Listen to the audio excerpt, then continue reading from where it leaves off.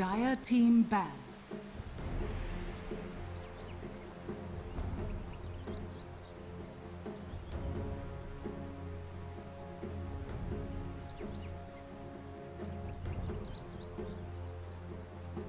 Ten seconds remaining. 5 seconds remaining. Reserve time. Alright, here we are, ladies and gentlemen. Let's get some extra sound in the game as well. Taking over here for game number 3 between Team Freedom and Complexity Gaming, as the next one is already underway here. Scheduling was a bit of a mess, but Join Dota planned for this contingency, so I was standing by. My name is Dragon Job, happy to bring you the conclusion of this series, and I'm also happy to be joined by another German, Skim Gaming. I guess we gotta get the cast in before Trump throws up the wall and we can't anymore. So hey, Skim, how are you doing? Hey, thanks for having me. And yeah, I'm happy to join you in this German corporation and covering North America. Kind of weird, but should be a good game. I mean, we saw games 1 and 2, right? They were pretty exciting as well. Yeah, So caught most of it here. I was watching some StarCraft in the meantime, I gotta admit, but I did see how that last game ended with a sniper just getting out of control against the Drow strat, which is the craziest part for me, right? I mean, if you look at Complexity's draft in the last game, all of them ranged, all of them actually fairly strong with the Drow aura, but evidently that was not enough to carry them through to victory in the end. So hey, now Team Freedom, 1 point to the name, so is Complexity. Who do you think will take this game 3 now? It depends. I mean, usually I'll always go in favor of Complexity just because, well, it's the more renowned team, they have the more renowned players, and I think in general they have proven over the past, I want to say, weeks that they're generally a good team. I mean, the NA qualifiers for the Boston Major, obviously they did qualify and they showed that they're probably like top 4 NA team right now, and in that regard you have to favor them. But I think Team Freedom showed that they're no pushovers, and if they have a good draft going for them, and I think they did in last game especially, I think they have good chances of winning. But at the same time, I mean, you mentioned earlier they had a Complexity had a draw lineup, but I think in retrospect, if you look at the lineup, it's probably too all in and way too squishy. There's no initiator, no tank, no frontliner for the Draw Ranger, except it's just Quap, Lina, Venge, Weaver. Those are like way too squishy heroes, so I think Complexity will have a more well-run lineup this time around. They do go back for the Leshrac together with the Marana. I believe they ran Leshrac in game number 1 on Swindles. So, yeah. I don't know, is this like an NA thing or like flavor of the month kind of stuff? Because I've not seen that at all in other regions. It's generally an NA thing, but I think it's also a very Complexity thing to do. I want to say that Complexity were the first ones to do it, but odds are somebody else did it in scrims first. But I think they were the ones to bring it into officials first, and they ran it as an offlaner actually, so they're very flexible with the hero. So picking up early means they can run it both as a support or as an offlaner on Mu, and they leave themselves with a lot of freedom in that regard, and that makes them very flexible, and it's a good pickup for them. It just fits their lineup really, and I'm looking for those dual lanes that Complexity likes to run. So I'm looking for maybe a partner for the Leshrac, or obviously, yeah, either support for the Leshrac or for a core for the Leshrac. Maybe a Shadow Demon, for example. It's a classic combo, but it works out. The Shadow Demon would not just combo up with the Leshrac, but also with the Marana.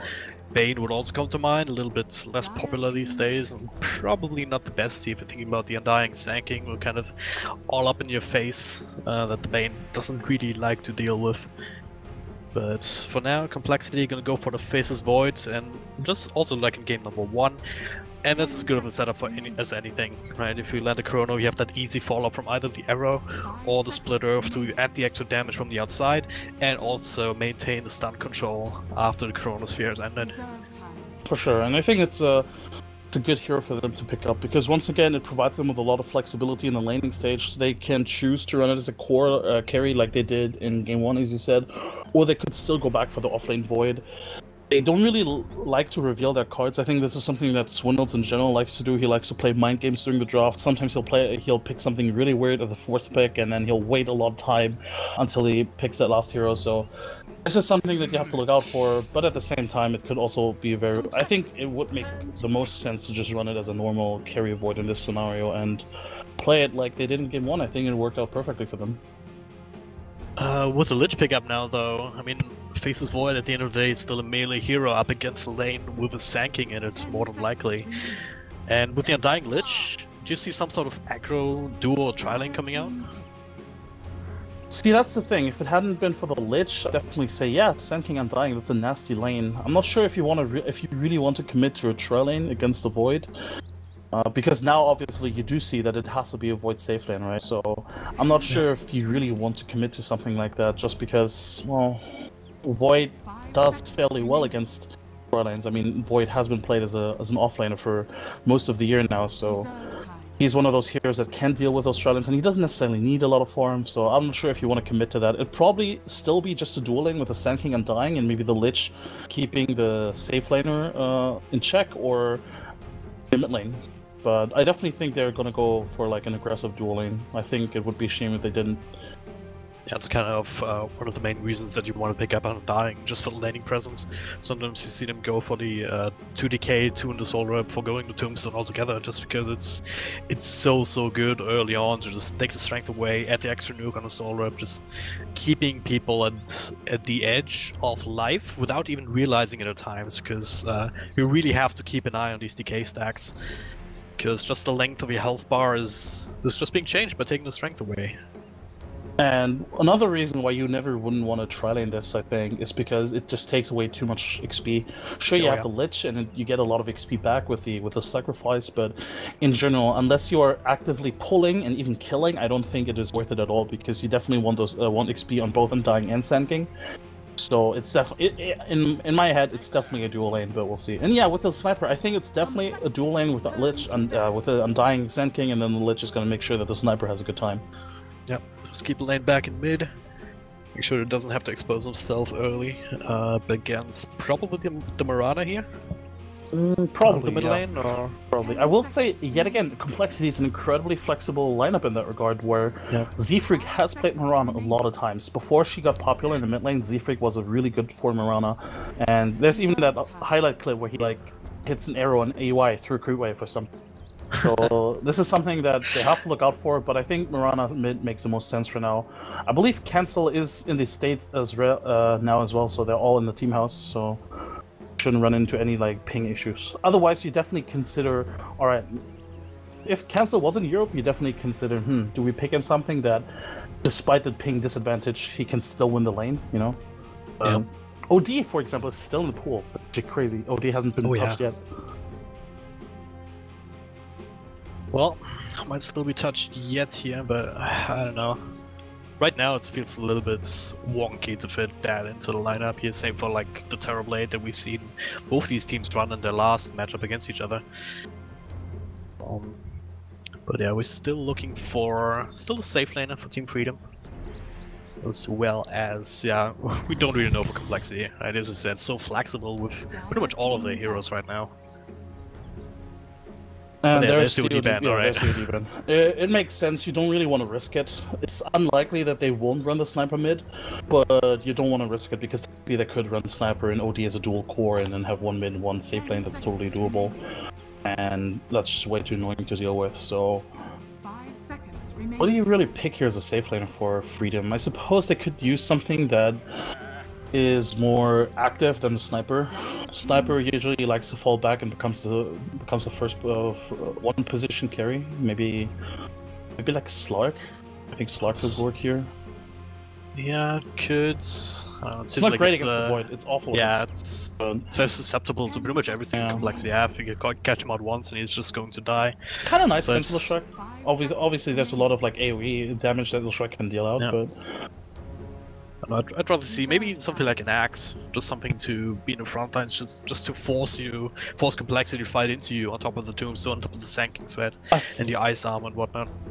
You have the axe, you are way too reliant on the Sniper to deal physical damage. And well, they do go for the puck, so I guess they sort of fall into line with that same idea that you had with the Axe, I guess. It's like a good initiator, it's a good team fighter, and they will rely on the sniper, which is still fine, obviously, but in the late game it could hurt them if, depending on what complexity drafts now. The complexity, we are expecting a support, right? Because we are expecting around a mid, Tim's off lane, faces void, the safe lane, so depending on what they pick, it could be totally fine, but I think they could totally break this whole lineup, because once again, they could swap everything around. Anything could be core and support. It's a great position here for a captain like Swindles to be for in, sure. Just the world being his oyster.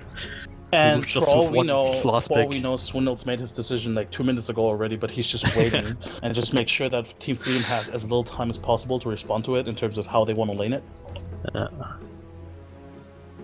Well, that last pick could be anything.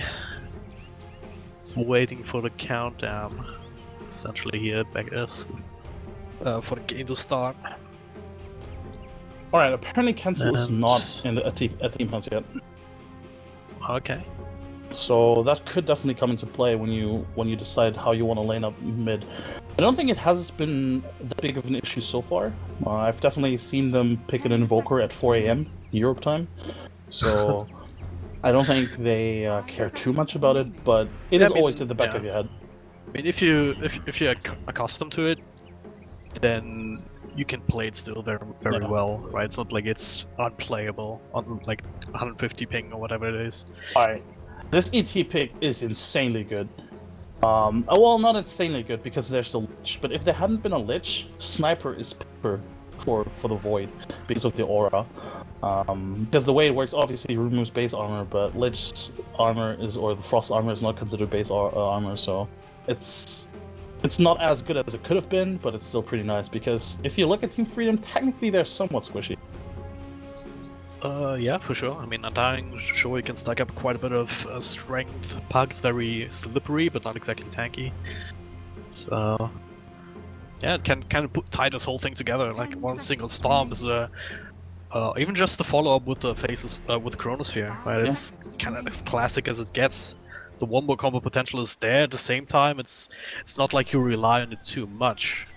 Also nice in the laning stage against the dual lane, which I expect Seafreak will be against this dual lane, and they will have some sort of, I wouldn't say roaming Leshrac, but so technically you would think that the ET is the one roaming, but I think in the dual lane scenario versus Undying Lich, Undying Sand King, I think you want the ET. But as I say that, Undying Sand King are heading top and gonna be Puck off lane.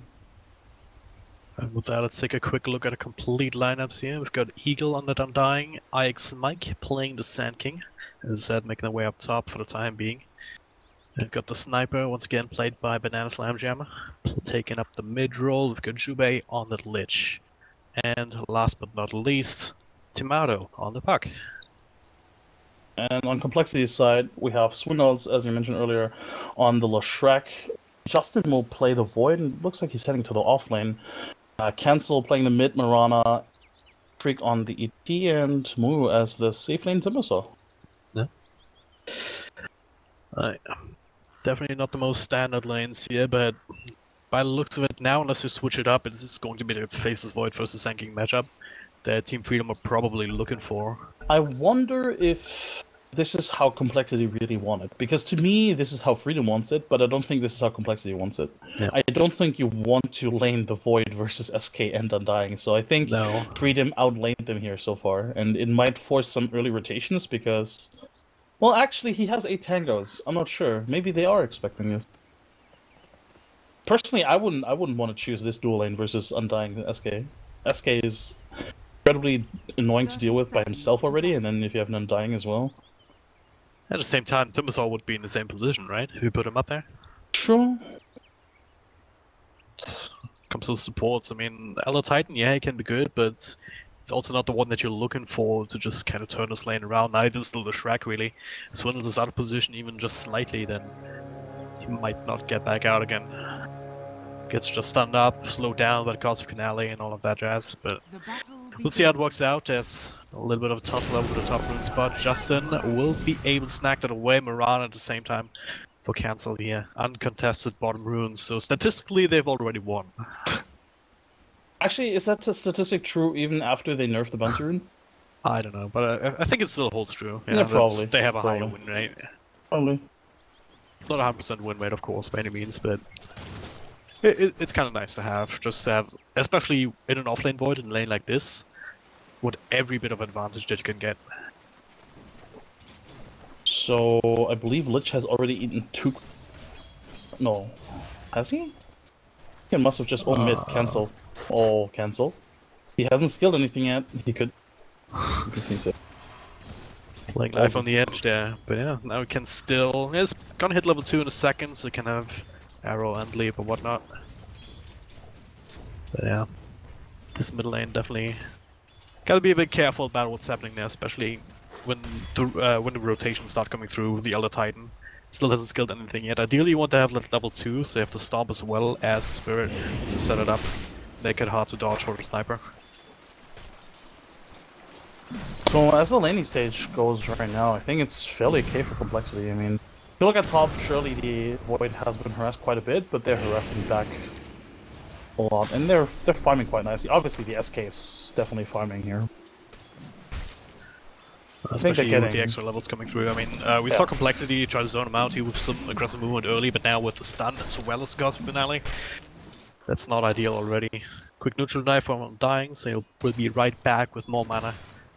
So keep spamming out these spells. Both that decay so as annoying, well as soul actually. rip. Yeah. That's so annoying. This is what NP does with their Skywrath. They just go into the lane, spam every spell, spam like you know his first spell as much as he can, and then he denies himself if he's slow enough. Yeah. He's not stopping at one deny. It's like I've seen that like 2 or 3 times. For sure. Yeah. When you really give up, right? Nothing. Exactly. Interesting movement coming out from Jubei, that he's not staying bottom, but instead rotated mid a little bit, and then he tried to secure the rune top, and now he's rotating back mid. I thought that he could just stay bottom, honestly. I guess Puck is getting XP sufficiently already, so he doesn't need him there, but... At the same time, yeah, with the way the lane is right now, Puck is gonna get a little bit extra. So he really wants to have all that solo experience. At the same time, Lich can, all top lane do the same thing elsewhere on the map. So time that's Satar Blast. Blast. Did it graze him? Yeah, it hit him. Oh wow. That was pretty nasty. Oh, the top lane definitely a nice edge. This bottom lane pretty much a wash now with the supports rotating out. Tim's on Park. Pretty much even in terms of levels, Leafy just doing some stacks and pulls. Not moving around as much as we sometimes see Elder Titans do. At least not just yet. But I think he's just playing the sort of greedy support where he's just farming a lot through the pull. Oh, okay, he gets it. If he's able to double pull this with the next camp, I think so perfect line. And Wu is playing a bit aggressively here. He does have a mango, so if he wants to, he can trade. But Puck just used the illusory orb, but yeah, it's still with face shield, very low probability kill to make with the Timber Chain being that telegraphed. I don't think a single whirling death would have done the trick. Very calm laning stage so far. It doesn't really feel like any team wants to be overly aggressive or aggressive at all, even.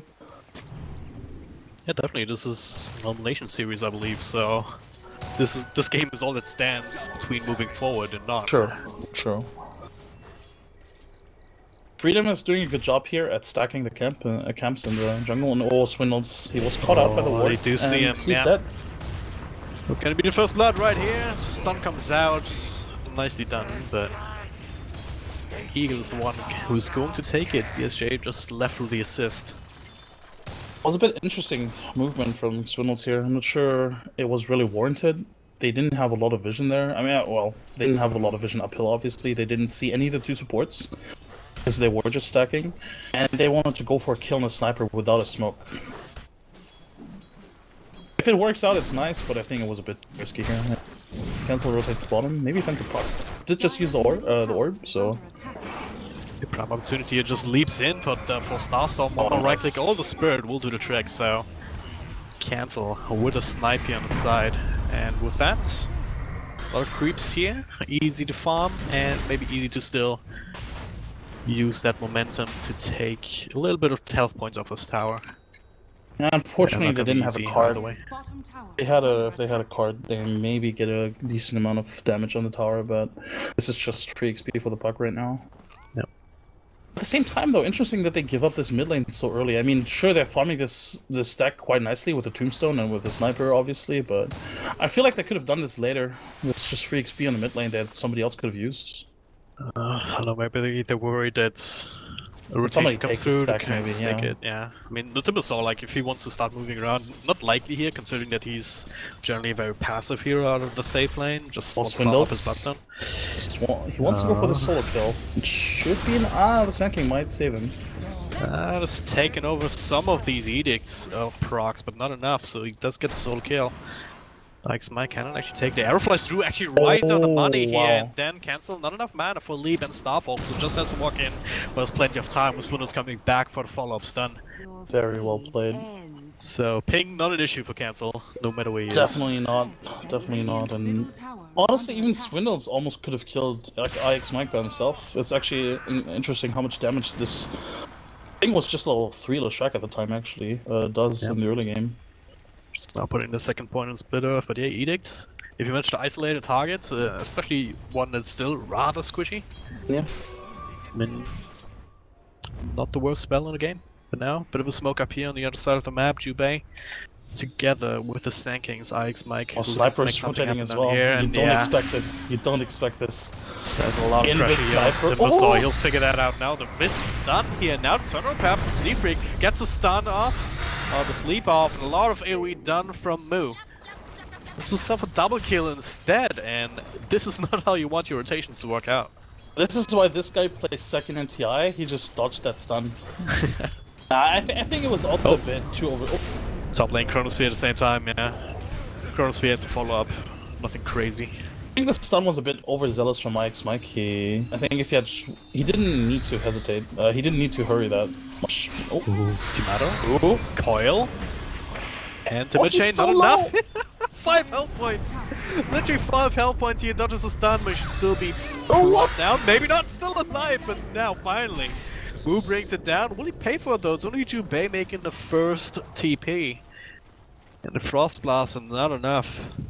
Oh my god, Moo. And sometimes you see pucks survive, like, on these kind of health points when they have, like, Yules and Blink Dagger to play with a max level phase shift. But him staying alive that long without that, it's actually more impressive. This is something that we didn't really pay much attention to, but the reason why he was able to stay alive in both engagements is because of his skill build. 4 points in reactive armor. Oh, yeah. Actually, I shouldn't have been surprised that he survives there, because with 4 points in reactive armor, how do you even kill him with a sniper or a tower? Well, if he already has these things stacked up, then look at him, the answer is clearly no. Yeah. You don't. It's just Timbersaw things, right? He's just untouchable, especially when he goes for this kind of skill build. He still manages to get the kills, even without high points and Whirling Death and Timber Chain, right? Yeah. I will say that the reaction from Z-Freak was obviously amazing, right? The spirit and stomp into 2, and it allowed the Chakram to deal a lot of damage as well. It looks like they're gonna go for Smoke and Mirana Ultimate. This they could potentially catch out IX Mike, but I think you want to kill the Undying first.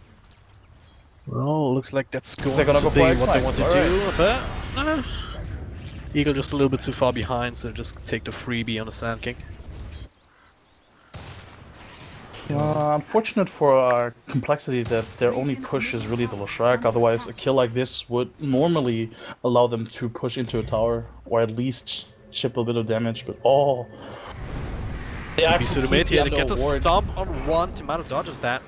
Sleep into arrow and into Z-Freak's ultimate. That is that sniper that I've seen more. And now Chronosphere here catches the puck in the back.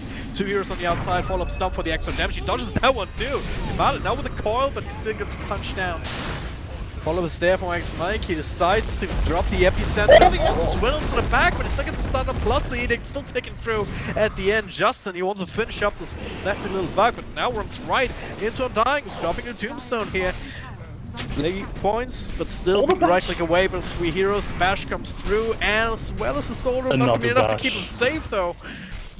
The damage is just too much.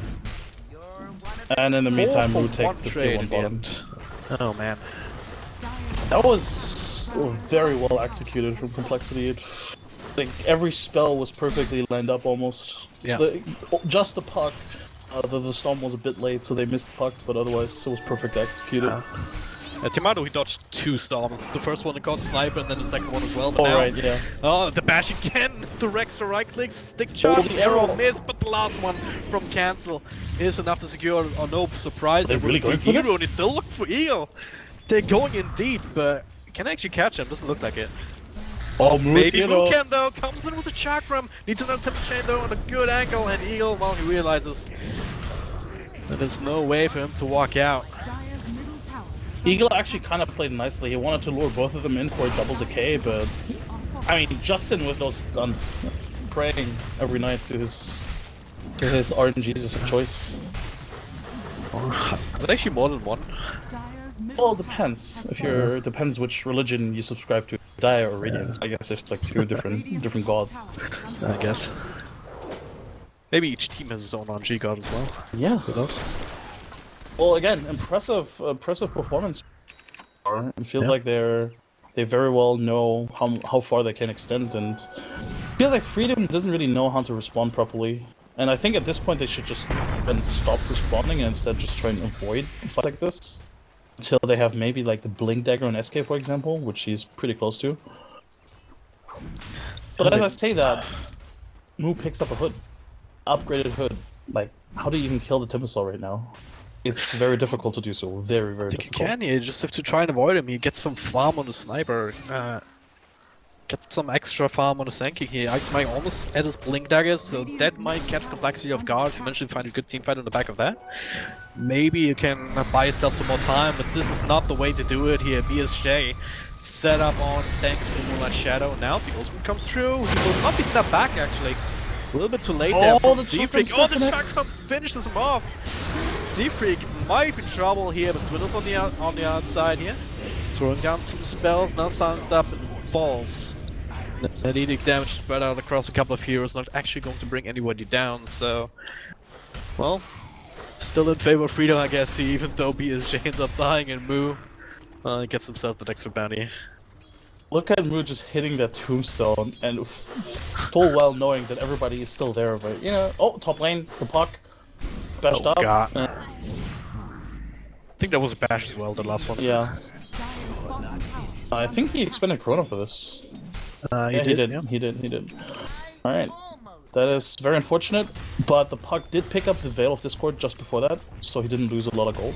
Yeah. And I hope that Tomato is still going for the Midas or the arrow into the ledge.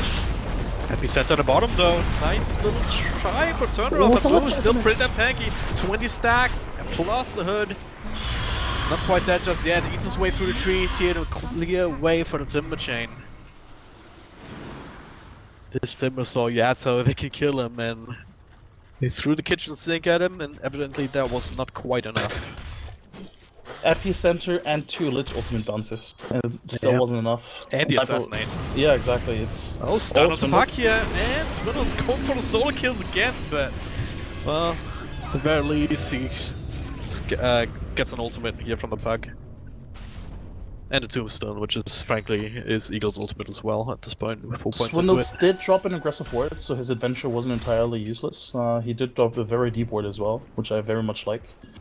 And it should have spotted out Eagle dropping that other ward as well. Yeah, they pinged it out. Yeah. Now it was a little bit in vain, but well, high risk, high reward. Yeah, such is the life of a 5 support really. If you want that vision, that deep vision as well, you kind of have to go greedy a little bit. Same time, he still has more network than poor Jubai. Eagle just dewarded 2 wards? Wow, alright. Complexity has 0 vision right now. Wait, let me check. Yeah, 0 vision. Yeah. They just got both of their wards dewarded. At the same time, Team Freedom only really that defensive one in the jungle plus the one in the middle lane. Good enough, but without sentries accompanying it, you might still fall victim to these Moonlight Shadow ganks that we've seen time and time again, like 2 or 3 times already working out tremendously well. And you can see that This is why Freedom is playing so defensively right now. Look at the bottom lane; they're behind the tower. BSJ is also in the tree line because they have zero vision. They don't know anything right now. Timbers, even though most of Complexity are farming around now, they don't know where they are. No visibility on the map here for either team almost. Yeah, I only see Eagle, side of Complexity, who's just we can try to bait out a little bit here. Ike's Mike waiting in the wings together with Jubai and Pak also in the backlines. No blink, but as I said, that Veil of Discord together with the epicenter, it's kind of their one ticket perhaps back into this game. See, and this is why I wasn't too happy about the puck pickup, or why I thought they should have maybe gone for another carry. Because now they're way too much reliant on this team fight and their accommodations and maybe mid lane. You don't want to go into the Timbersaw. No. Dire's top tower is under attack. Maybe if they saw the ET in the back, maybe you can make something happen, but that would have been extremely dangerous instead. Top lane, big pressure. Chronosphere solo here in the back on the sniper. Ike's Mike on the outside. Don't actually have the damage, as the rest of Complexity is held up elsewhere here. Eagle will fall in trade for Swindles. Now, still alright for Freedom, especially if we can get some more arrow in. Double Starstorm with the axe coming through, doing a ridiculous amount of damage here. Ike Mike being chased inside his own base, and he will fall. Moo is an unstoppable streak as the coil comes out. He try and turn this around into cancel, but Justin comes in to try and help. Not gonna be enough to save his buddy, but maybe enough to trade away for the park. That is. Moo is gonna snag the kill away, but it turns into a full 5-man wipe for Complexity at the end of the day. Fighting between Tier 2 and Tier 3. I'm not sure. What is Moo doing here? Yeah, if you look at the time and at the fight recap, you'll see that it wasn't actually that big of a gold swing for Complexity.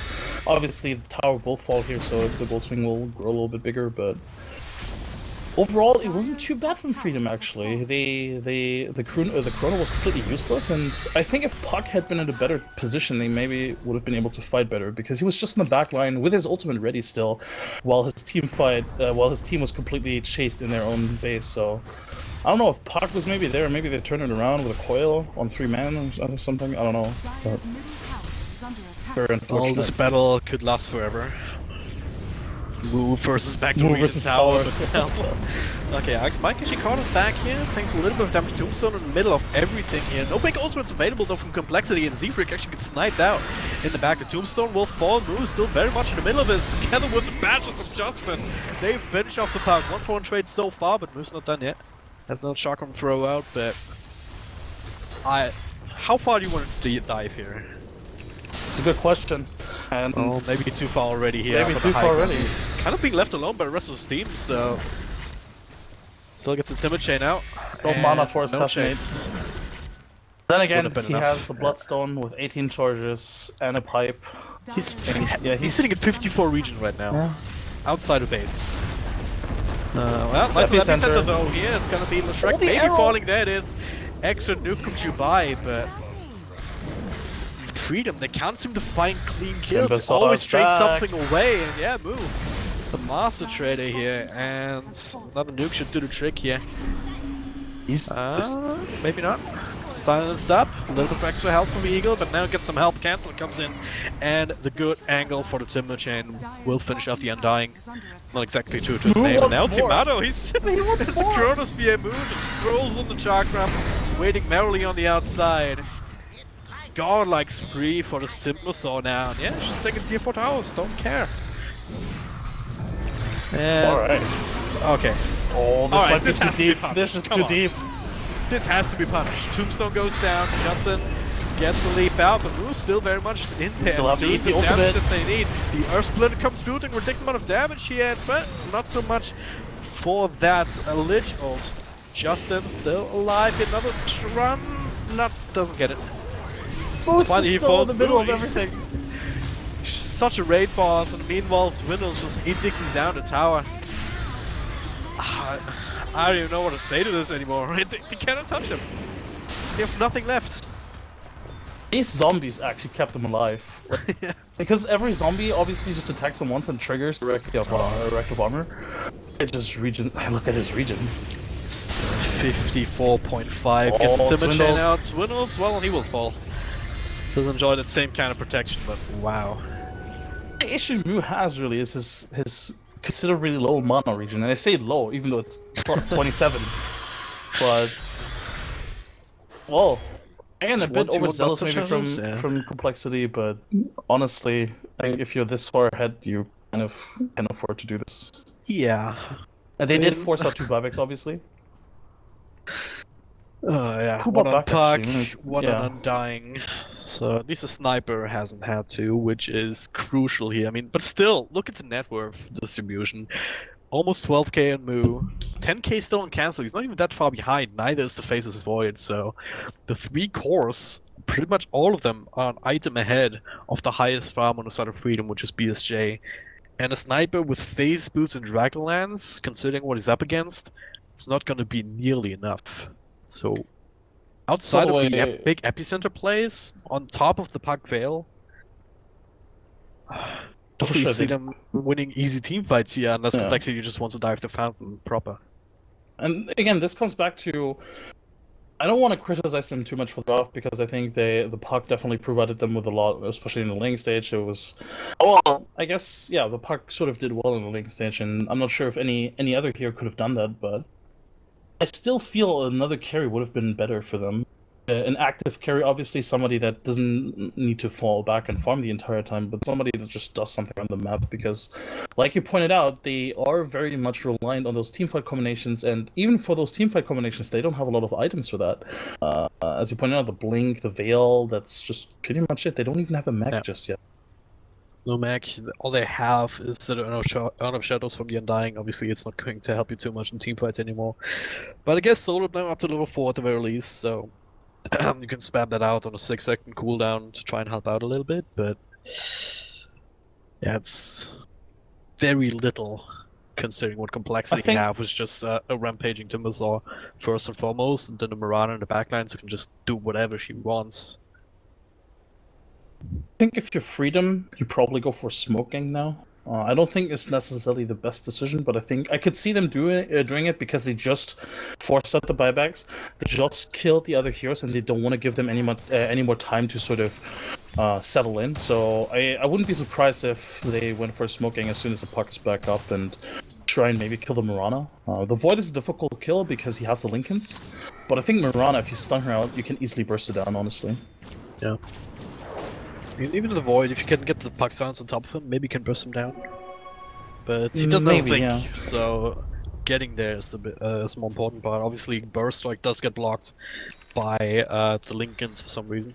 And unless you kill him during the silence duration, it's gonna be really difficult to really kill him because obviously he does have the time walk. And pretty much get that one shot. Oh, top lane! Doesn't work, oh, the arrow almost. Like Mike sidesteps it, gets a Burst Strike out, still takes a ridiculous amount of damage. Now look at this! He is hungering for blood. Not going for the easy one here, looks for Eagle, who's just taunting away from him. Alright. Alright, gotta give it to Freedom, they do have style. But Mu also has style, and he's bringing it right now. Yeah. He wants them. He's going in? Is he going into Gunpla? Sure. He just walks in. Oh no, snipe at the same time. Caught by Chronosphere, Mu still continuing though, finds the one tree inside the Naya base to Timber Chain to do damage to IX, but looks like he's just gonna stand there and mark them just by existing. It's incredible, by the way, that your carry sniper is only level 11.